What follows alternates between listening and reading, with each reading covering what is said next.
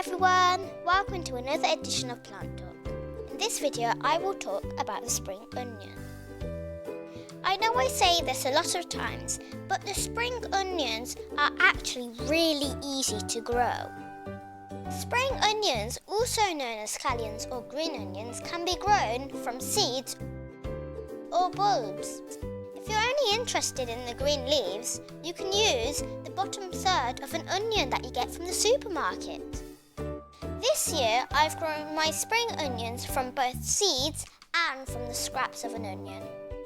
I will show you how to produce your own onion seeds in another video. When you sow onion seeds and it has passed germination, you will notice a very thin and small stalk. This is the first leaf. As time passes, the leaves will grow and so will the bulb. Just look at the height of those spring onion leaves and look how tall they are. The leaves are hollow and tubular. When young, they have a mild flavour but gain heat as they grow. You can harvest them depending on how mild or how intense you want the heat to be. Let's have a look at the bulbs when I harvest some spring onions. They may look small, but boy do they have great flavour. This looks like a nice patch to harvest. Now let's get digging. So here I've taken one spring onion out. You can see the roots on the end there, and the white bit is the bulb. Now I'll harvest the rest. If you need a few spring onion greens, just snip some off and leave the rest for next time.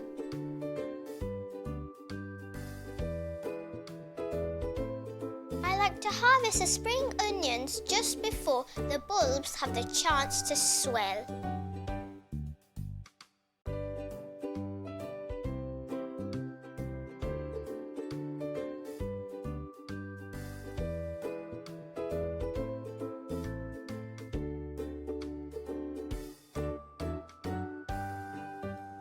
I don't know about you, but those just lying there is making me hungry. They just look delicious and I can't wait to eat them.